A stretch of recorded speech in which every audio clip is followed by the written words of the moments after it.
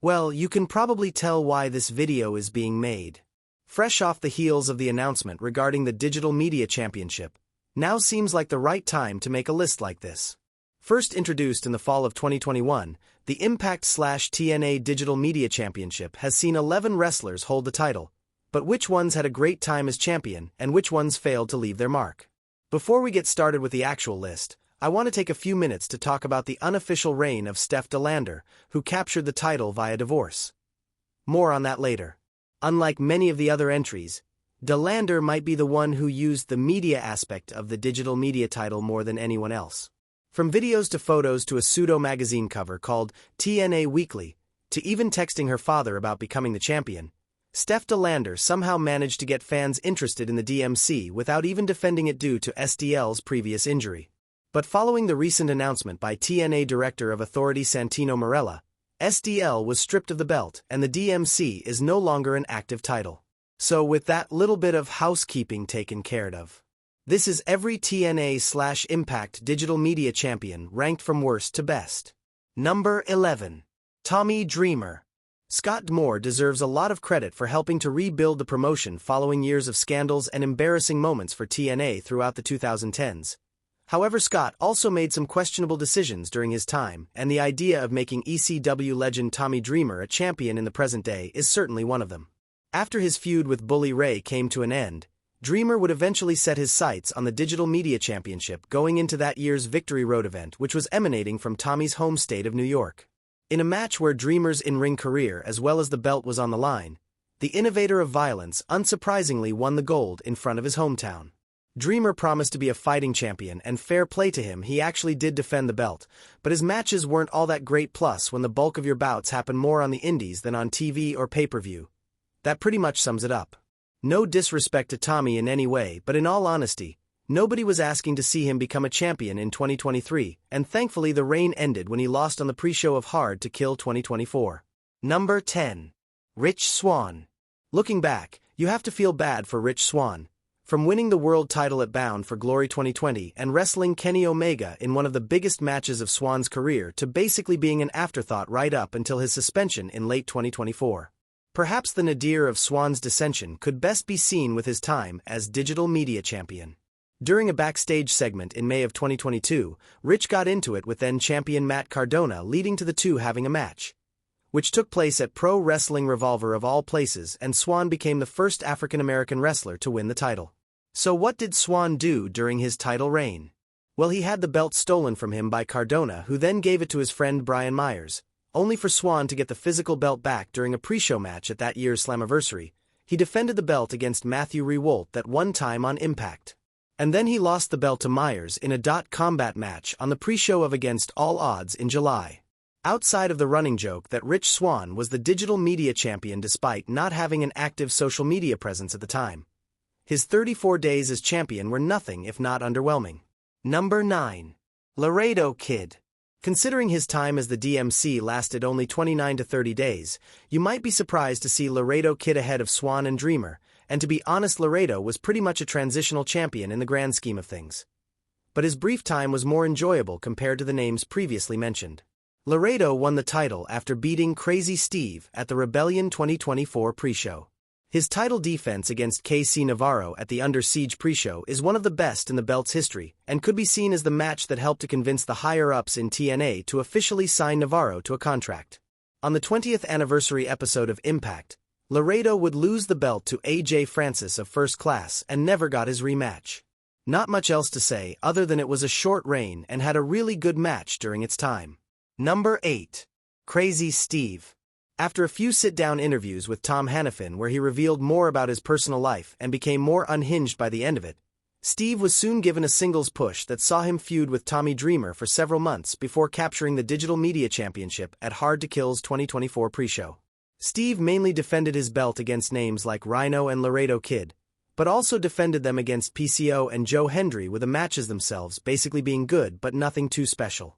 Once Scott D'Amore was ousted from TNA in February of 2024, many of his favorite wrestlers almost immediately saw their stock plummet, and Crazy Steve was one of them. Laredo would beat Steve at the aforementioned Rebellion pre-show match to become the new digital media champion, and as of the making of this video, Crazy Steve has yet to resurface in TNA in any capacity.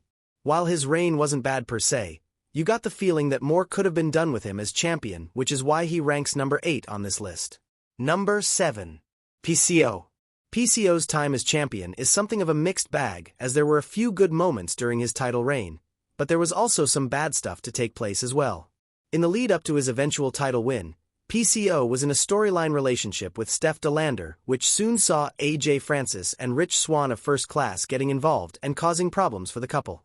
This led to PCO and Francis fighting for the DMC and the recently revived Canadian International Heavyweight Championship in a Montreal street fight at Slammiversary 2024, where the former ROH star became the oldest person to win the belt at 56 years old. Highlights from PCO's reign as champion saw him and Steph getting married only to be interrupted by a returning Matt Cardona. He beat Matt in a Monsters Ball match at Bound for Glory. He teamed up with Sami Callihan for a little while, and that's pretty much it. What stops PCO from getting any higher on this list is the fact he never defended the belt in the 2 months following his match at BFG. His title matches with Shera at Emergence and Rhino on Impact were uninspiring, plus his strange shoot promo and smashing of the belt at a GCW event in early 2025 was a low point in the title's history. On the January 25th edition of TNA Impact, Steph DeLander returned both with the title and a debuting Manswarner with SDL mentioning she won the belt in her divorce from PCO. TNA wouldn't officially recognize DeLander's time with the title, and we know what happened after that. Number 6. AJ Francis. As previously stated in this video, Laredo Kid would lose the Digital Media Championship to AJ Francis of First Class. But as it turns out, it almost didn't happen. As the story goes, plans were made to have Rich Swann win back the DMC, thus making him a 2-time digital media title holder. However, Swann declined and suggested that AJ should be the one to win the belt instead.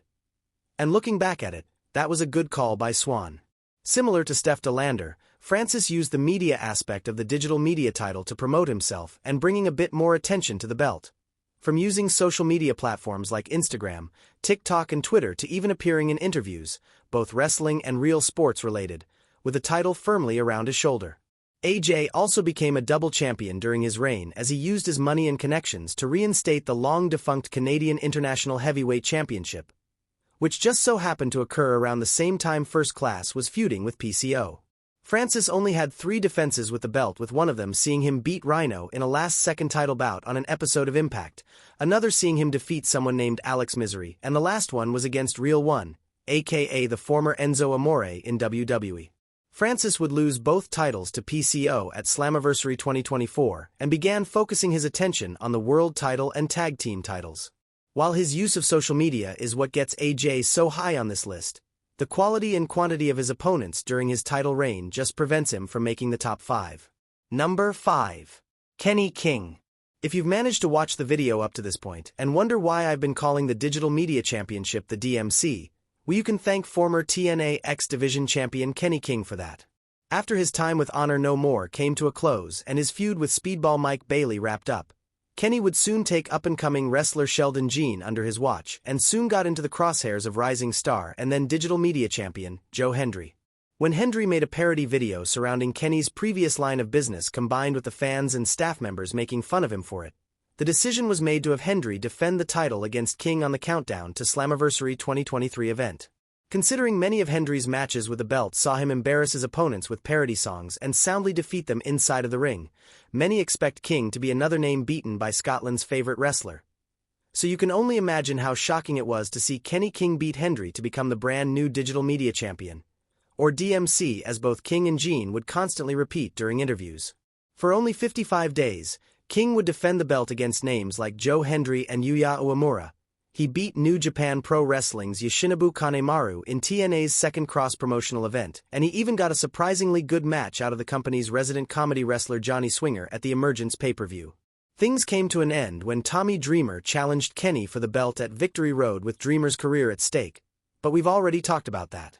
Although he never used social media to promote himself while he was champion, and he would be granted his release not long after dropping the belt, his matches and the fact many referred to the belt as the DMC even after he lost the title is enough for Kenny King to make it high on this list.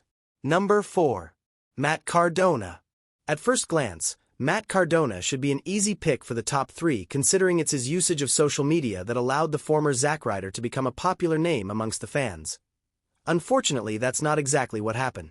After turning heel and winning the Digital Media Championship on the February 3, 2022 edition of Impact, Cardona would join forces with real-life wife Chelsea Green, who also would turn heel a few months later, and former tag partner Brian Myers to briefly form the Major Players. While that team didn't do much following an injury, more on that in a little bit, Cardona's time as Digital Media Champion saw him defend the belt against Jordynne Grace, Zicky Dice, Guido of the Full-Blooded Italians, and a few others. Cardona also has the distinction of being in the first ever combat match, a signature bout for the DMC. Rich Swann would go on to defeat Cardona for the Digital Media title, but a rematch didn't happen right away due to Matt suffering a torn bicep following a match at GCW. With a reign that only lasted 127 days, Cardona managed to pack a lot of memorable moments and some good title defenses along the way.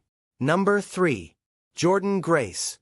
The very first Digital Media Champion and the only female to win the title, Jordynne Grace had the arduous task of making the belt feel like something other wrestlers should go after. And needless to say, she did pretty darn well. Upon winning the title in a 5-minute multi-person match at the 2021 Bound for Glory pre-show, the Juggernaut wasted no time in proving herself as she battled everyone from John Schuyler to Chelsea Green to Lady Frost to Kiera Hogan. Jordynne also made history during her time with the belt as she not only took part in the first ever Knockouts Ultimate X match at Hard to Kill 2022, but she also fought Matt Cardona in the inaugural combat match that we mentioned before. Speaking of Cardona, the former United States and Intercontinental Champion defeated Jordynne to win the Digital Media Championship, leading to a series of matches that saw the former champion fail to recapture the gold. In spite of how things ultimately ended with the DMC, Jordynne Grace was an excellent choice to be the first champion and further proved why she was one of the best in TNA wrestling. Number 2. Brian Myers. Well, if Matt Cardona isn't making into the top tier of this list, it might as well be his best friend and longtime tag team partner Brian Myers. Following his win over Rich Swann at the 2022 Countdown to Against All Odds, Myers went on what is easily the best singles run of his entire pro wrestling career as held the belt for 113 days and in doing so became a highlight of the company's mid-card division. From reuniting with Matt Cardona and briefly rekindling his feud with W. Morrissey, aka Big Bill in AEW, to the overall amount of swagger and confidence he showed while being champion, Brian Myers felt more than comfortable defending the Digital Media Championship. The names that Myers beat during his time as champion range from lesser-known names like Aiden Prince to more established competitors like Frankie Kazarian, Crazy Steve, Black Taurus, and Dirty Dango, but perhaps his most memorable rivalry during this time would have to be against Indian wrestler Bhupinder Gujjar. After ending the younger wrestler's undefeated streak at Countdown to Emergence 2022, their feud persisted until it came to a violent conclusion on the September 22nd edition of Impact when Myers retained the gold in a ladder match, which is regarded by many fans as the best match to be fought for the Digital Media Championship in the belt's history. While Myers usually doesn't get the credit for the work he does both in and outside of the ring, his time as Digital Media Champion is one of the best, but thankfully the next person to hold the title would do an even better job as champion, which leads me to Number 1. Joe Hendry. In terms of a wrestler using media to promote themselves, Joe Hendry has certainly done that, with the early signs of Hendry Mania being seen during his time as Digital Media Champion. After beating Brian Myers on the October 22nd edition of Impact, Hendry would take his career to the next level and in the process elevate the DMC in a way that all the other champions after him failed to do. For about 266 days, the longest reign in the belt's history by the way, Hendry defended the belt in almost every promotion he competed in at the time with a whopping 16 title defenses under his belt, the most defenses of the DMC of all time. And he also defended the belt in the main event of an episode of Impact, which is the first and only time that's ever happened. Hendry defended the belt against lower-tier names like Yuya Uemura and Sheldon Jean to more established wrestlers like Shera, Eddie Edwards, Dirty Dango, Brian Myers, Matt Cardona, and he even got former Impact World Champion Moose to fight for the DMC not once but twice in early 2023. Hendry also continued to make his parody videos, which included hits like Dancing Moose, Edge's Bitch, and Stripper Kenny, all of which the crowds enjoyed to no end and helped to make the Scottish-born wrestler even more over with the fans. While his reign ended at the hands of Kenny King at the Slammiversary 2023 pre-show, his time as champion was a big step in turning Joe Hendry into a rising star, months before he became a global wrestling phenomenon in 2024. An historical reign that perfectly balanced social media and professional wrestling with a namesake belt is what makes Joe Hendry the greatest digital media champion of all time. Who do you think was the best digital media champion in TNA/Impact Wrestling, and who was the worst? Let us know in the comments section. Don't forget to follow us on our socials, both on X and Bluesky Social, to be updated on all of our new content.